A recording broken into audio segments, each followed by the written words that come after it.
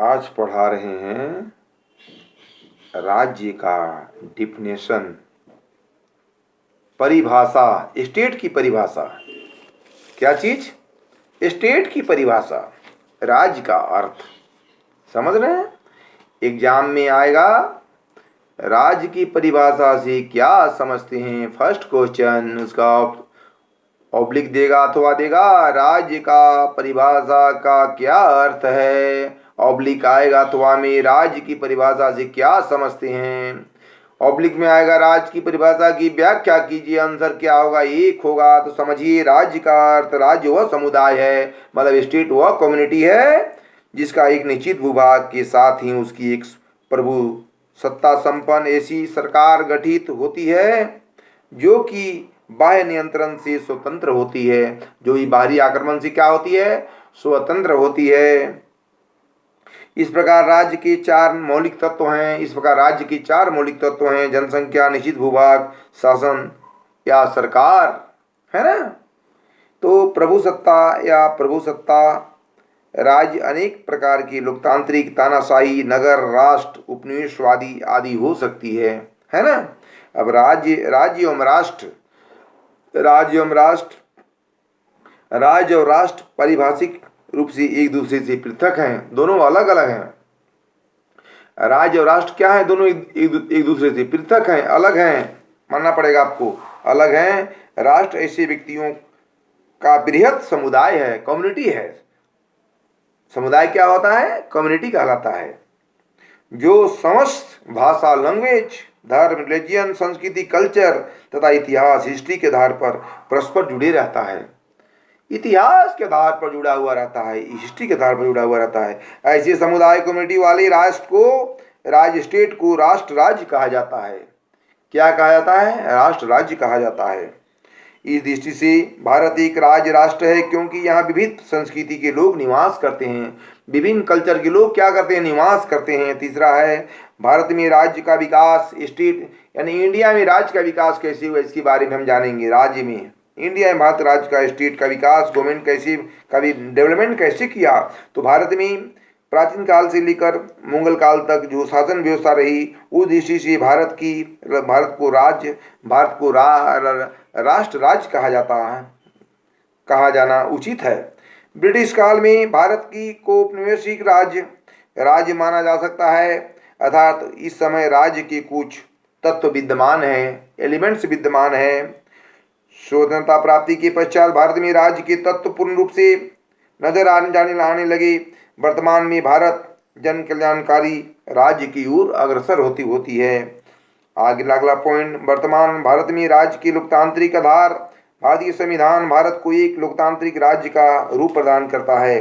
भारत में राज्य के लोकतांत्रिक आधार हैं प्रभु सत्ता, संप्रभुता, संसदीय प्रजातंत्र, संघीय संरचना स्ट्रक्चर, लोकतांत्रिक विकेंद्रीकरण, धर्मनिरपेक्षता, न्याय, समानता एवं स्वतंत्रता, बहुदलीय प्रणाली। अगला पॉइंट है, भारत में राज्य को वर्तमान भूमिका, यानी भारत में राज्य की वर्तमान भूमिका क्या है, बुद्धिमान रोल क्या है ना। तो भारत जैसे बहुलवादी और असमान समाज में राज्य की भूमिका अधिक महत्वपूर्ण होती है। भारत में राज्य की वर्तमान भूमिका है जन कल्याणकारी राज्य के उद्देश्य की प्राप्ति, कृषि उत्पादन का विकास, आंतरिक शांति व्यवस्था बनाए रखना, शिक्षा एवं स्वास्थ्य की समुचित व्यवस्था करना, विवेकपूर्ण आरक्षण नीति, सामाजिक आर्थिक विषमताओं को समाप्त करना और राष्ट्रीय एकीकरण का विकास करना। राज्य और नागरिक राज समाज एक नई किस्म की सामाजिक व्यवस्था है, सिस्टम है, जो अधिकतम संभव रूप में राजनीतिक पॉलिटिकल सहभागिता को संलिप्त करती है, जो पॉलिटिकल संविदा को संलिप्त करती है, जोड़ती है। मतलब राज्य और राष्ट्र दोनों एक अलग अलग चीज है, इसको आपको जानना पड़ेगा। और शासकों और शोषितों के प्रति दायित्व सुनिश्चित करती है, यानी शासक और शोषित के प्रति दायित्व क्या करती है? सुनिश्चित करती है। आप एग्जाम में लिखिएगा, लिखने की शैली होनी चाहिए। इस प्रकार हम कह सकते हैं कि शासक और शोषित राज्य देश के लिए एक अभिशाप है, एक वरदान है। लिखने की शैली होनी चाहिए, लिखने की एक कला होनी चाहिए, तब आपका अच्छा रिजल्ट आएगा। लिखने में आपको कमी नहीं करना है, आपको देखना है कि क्या हम लिख रहे हैं, क्या आंसर मांग रहा है। जब किसी राज्य की सरकार, गवर्नमेंट आम जनता के हितों पर ध्यान न देकर मात्र अपने हितों के लिए वित्तीय घोटाले, भ्रष्टाचार आदि करके अपने अधिकारों का दुरुपयोग करने लगते हैं। देखिएगा बहुत सरकार बन गई है, जैसे महाराष्ट्र सरकार के की तरह अपने अपने पावर का गलत दुरुपयोग करते हैं। आप गौर कीजिए, कोई जैसे अफसर बन गया, कुछ बन गया, सीईओ, अंचल पदाधिकारी बन गया, पेपर नहीं पढ़ते हैं, देखते हैं भ्रष्टाचार से लिप्त है, गलत उसका उपयोग करता है, गलत प्रयोग करता है। एक पदाधिकारी सबके लिए बनता है कि भाई भतीजावाद के लिए बनता है, आप बताइए हमको। तो उस अधिकार का, उस पावर का, कुर्सी का एक गलत प्रयोग नहीं करना चाहिए। क्या करना चाहिए? गलत प्रयोग नहीं करना चाहिए, गलत प्रयोग। इससे हमारी राष्ट्र संप्रभुता बनी रहती है। और हम अगर पावर का गलत मिसयूज करते हैं तो हमारी राष्ट्र की, देश की भावना क्या होती है? ठेस पहुंचती है, चोट पहुंचती है, आघात पहुंचती है। बात समझ रहे पढ़ाई को? तो हमारी जो पावर मिली हुई है, हमको जो कुर्सी मिली हुई है, उसका हम गलत प्रयोग नहीं करें कि शोषित। देखिए, शोषित शासक शोषण के विरुद्ध अधिकार, आप देखते हैं दबा हुआ लोग को ही लोग दबाया जाता है। शोषित है, मजदूर है, किसान है, उसको आप दबा रहे हैं। वो तो खुद दबा हुआ है, खुद मरा हुआ है, वो उसको आप दबा रहे हैं। क्या मिल रहा है आपको? उसको मदद करने की भावना रखिए। शोषित मजदूर, किसान भाई लोग को, नीचे तबके के गिरे हुए लोग को हमें ऊपर उठाना है। तब हमारे देश की ढांचा मजबूत होगी, सुदृढ़ होगी, बलशाली होगी, है ना?